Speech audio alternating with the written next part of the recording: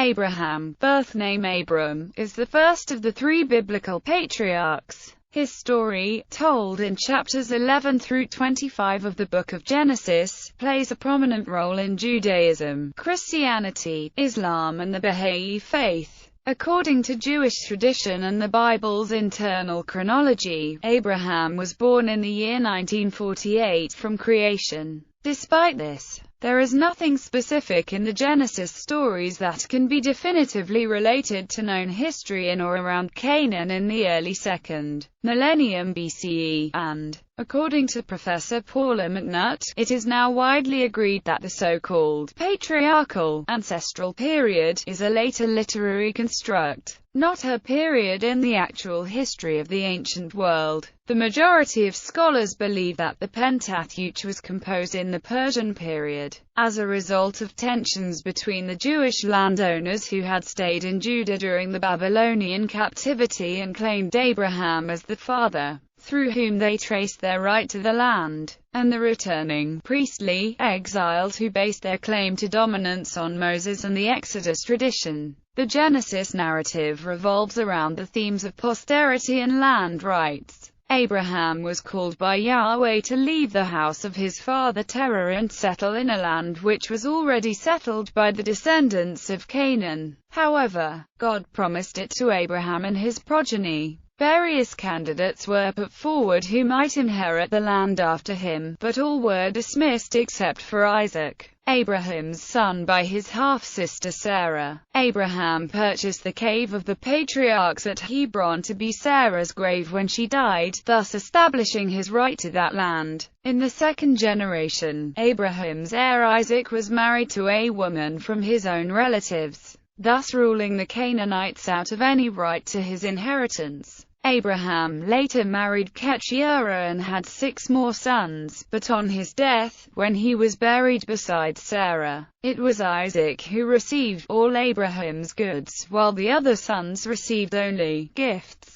Genesis narrative. The story of Abraham is related in Genesis chapter 11 verse 26-25 to 10 of the Hebrew Bible. Abraham's origins and calling. Terah, the 10th in descent from Noah, begat 3 sons, Abraham, Nahor, and Haran. Haran begat Lot, and died in his native city, Ur of the Chaldees. Abraham married Sarai, who was barren. Terah, with Abraham, Sarai, and Lot, then departed for Canaan, but settled in a place named Haran, where Terah died at the age of 205. God had told Abraham to leave his country and kindred and go to a land that he would show him, and promised to make of him a great nation, bless him, make his name great, bless them that bless him, and curse he who may curse him. Abraham was 75 years old when he left Haran with his wife Sarai, his nephew Lot, and the substance and souls that they had acquired,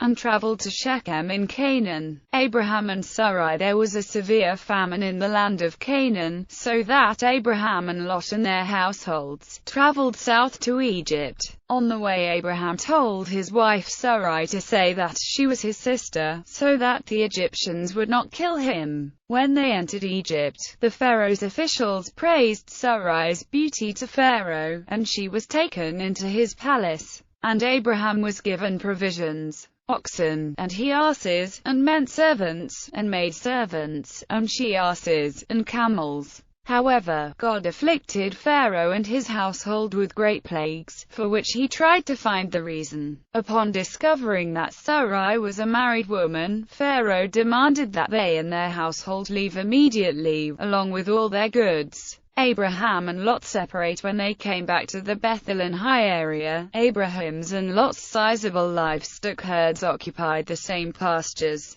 This became a problem for the herdsmen who were assigned to each family's cattle. The conflicts between herdsmen had become so troublesome that Abraham graciously suggested that Lot choose a separate area, either on the left hand or on the right hand, that there be no conflict amongst brethren. But Lot chose to go east to the plain of Jordan, where the land was well watered everywhere as far as Zoar, and he dwelled in the cities of the plain toward Sodom. Abraham went south to Hebron and settled in the plain of Mamre, where he built another altar to worship God. Abraham and Chedorlaomer during the rebellion of the Jordan River cities against Elam. Abraham's nephew, Lot, was taken prisoner along with his entire household by the invading Elamite forces. The Elamite army came to collect the spoils of war, after having just defeated the king of Sodom's armies. Lot and his family, at the time, were settled on the outskirts of the kingdom of Sodom, which made them a visible target.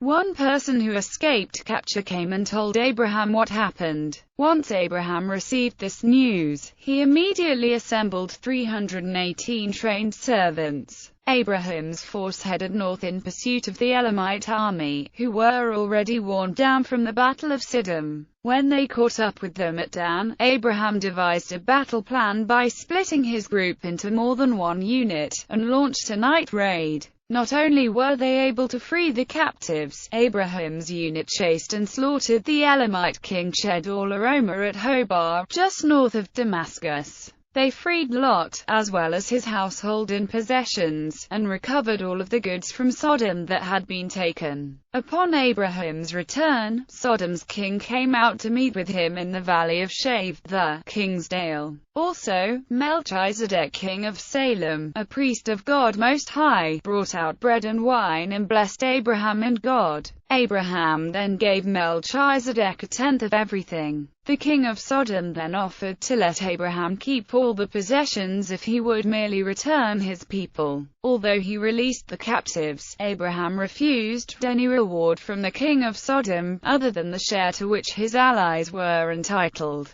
Abrahamic covenant. The word of God came to Abraham in a vision and repeated the promise of the land and descendants as numerous as the stars. Abraham and God made a covenant ceremony, and God told of the future bondage of Israel in Egypt. God described to Abraham the land that his offspring would claim: the land of the Kenites, Kenizzites, Kadmonites, Hittites, Perizzites, Rephaims, Amorites, Canaanites, Girgashites, and Jebusites. Abraham and Hagar. Abraham and Sarai tried to make sense of how he would become a progenitor of nations, since after 10 years of living in Canaan, no child had been born. Sarai then offered her Egyptian handmaiden, Hagar, for Abraham to consort with so that he may have a child by her, as his wife. After Hagar found she was pregnant, she began to despise her mistress, Sarai. Therefore, Sarai mistreated Hagar, and Hagar fled away. En route, an angel spoke with Hagar at the fountain in the way to Shur. He instructed her to return and that her son would be a wild ass of a man. His hand shall be against every man, and every man's hand against him, and he shall dwell in the face of all his brethren. She was told to call her son Ishmael. Hagar then called God, who spoke to her, Elwah. From that day, the well was called Beer-lahai-wah. She then did as she was instructed by returning to her mistress in order to have her child. Abraham was 86 years of age when Ishmael was born. Abraham and Sarah 13 years later, when Abraham was 99 years of age, God declared Abraham's new name, Abraham, a father of many nations. Abraham then received the instructions for the covenant, of which circumcision was to be the sign. Then God declared Sarai's new name, Sarah, and blessed her and told Abraham, I will give thee a son also of her. But Abraham laughed, and said in his heart, Shall a child be born unto him that is 100 years old? And shall Sarah, that is 90 years old, bear? Immediately after Abraham's encounter with God, he had his entire household of men, including himself and Ishmael, circumcised. Abraham's 3 visitors. Not long afterward, during the heat of the day, Abraham had been sitting at the entrance of his tent by the terebinths of Mamre. He looked up and saw 3 men in the presence of God. Then he ran and bowed to the ground to welcome them. Abraham then offered to wash their feet and fetch them a morsel of bread, of which they assented. Abraham rushed to Sarah's tent to order cakes made from choice flour. Then he ordered a servant boy to prepare a choice calf. When all was prepared, he set curds, milk and the calf before them, waiting on them, under a tree, as they ate. One of the visitors told Abraham that upon his return next year, Sarah would have a son. While at the tent entrance, Sarah overheard what was said and she laughed to herself about the prospect of having a child at their ages. The visitor inquired of Abraham why Sarah laughed at bearing a child at her age, as nothing is too hard for God. Frightened, Sarah denied laughing Abraham's plea. After eating, Abraham and the three visitors got up.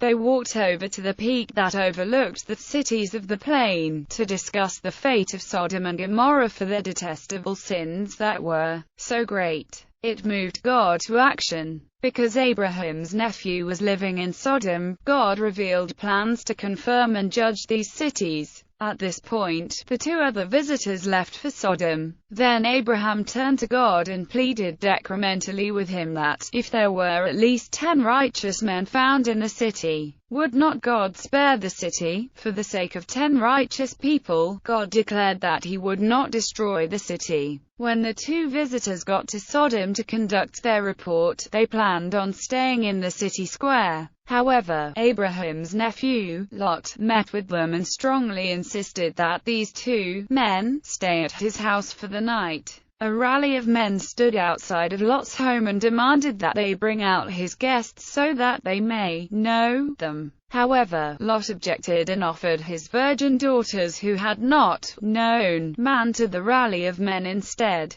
They rejected that notion and sought to break down Lot's door to get to his male guests, thus confirming that their cry had waxed great before God, and they would be destroyed. Early the next morning, Abraham went to the place where he stood before God. He looked out towards Sodom and Gomorrah, and saw what became of the cities of the plain, where not even 10 righteous had been found. As the smoke of the land went up as the smoke of a furnace, Abraham and Abimelech settled between Kadesh and Shur in the land of the Philistines. While he was living in Gerar, Abraham openly claimed that Sarah was his sister. Upon discovering this news, King Abimelech had her brought to him. God then came to Abimelech in a dream and declared that taking her would result in death because she was a man's wife. Abimelech had not laid hands on her, so he inquired if he would also slay a righteous nation,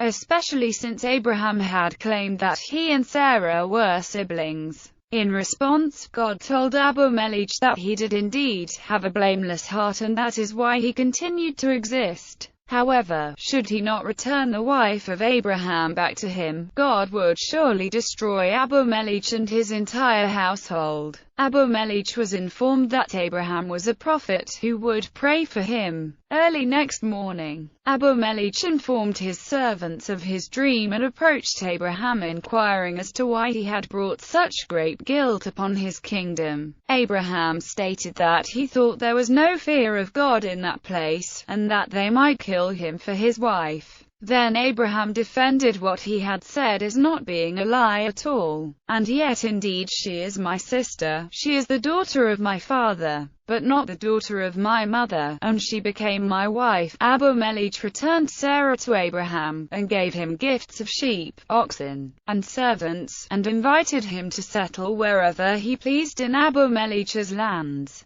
Further, Abimelech gave Abraham 1,000 pieces of silver to serve as Sarah's vindication before all. Abraham then prayed for Abimelech and his household, since God had stricken the women with infertility because of the taking of Sarah. After living for some time in the land of the Philistines, Abimelech and Phicol, the chief of his troops, approached Abraham because of a dispute that resulted in a violent confrontation at a well. Abraham then reproached Abimelech due to his Philistine servants' aggressive attacks and the seizing of Abraham's well. Abimelech claimed ignorance of the incident. Then Abraham offered a pact by providing sheep and oxen to Abimelech.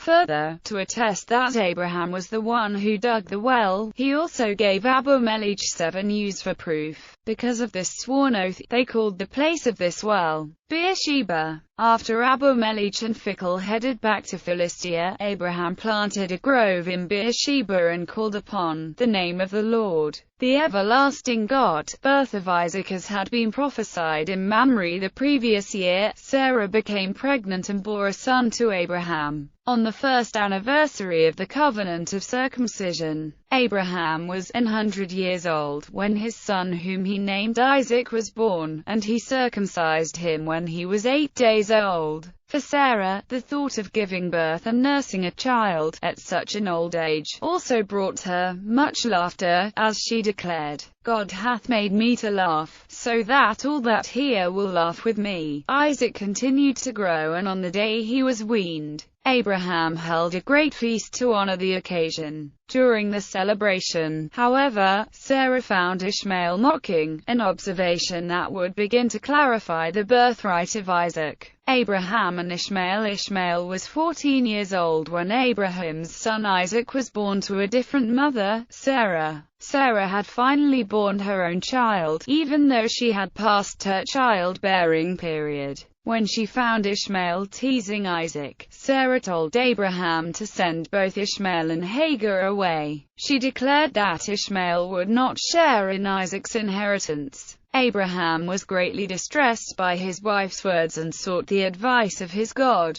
God told Abraham not to be distressed but to do as his wife commanded. God reassured Abraham that, in Isaac shall seed be called to thee. He also said that Ishmael would make a nation, because he is thy seed. Early the next morning, Abraham brought Hagar and Ishmael out together. He gave her bread and water and sent him away. The two wandered in the wilderness of Beersheba until her bottle of water was completely consumed. In a moment of despair, she burst into tears. After God heard the boy's voice, an angel of God confirmed to Hagar that he would become a great nation. A well of water then appeared so that it saved their lives. As the boy grew, he became a skilled archer living in the wilderness of Paran. Eventually his mother found a wife for Ishmael from her home country, the land of Egypt. Abraham and Isaac. At some point in Isaac's youth, Abraham was commanded by God to offer his son up as a sacrifice in the land of Moriah. The patriarch traveled 3 days until he came to the mount that God told him of. He commanded the servants to remain while he and Isaac proceeded alone into the mount. Isaac carried the wood upon which he would be sacrificed. Along the way, Isaac asked his father where the animal for the burnt offering was,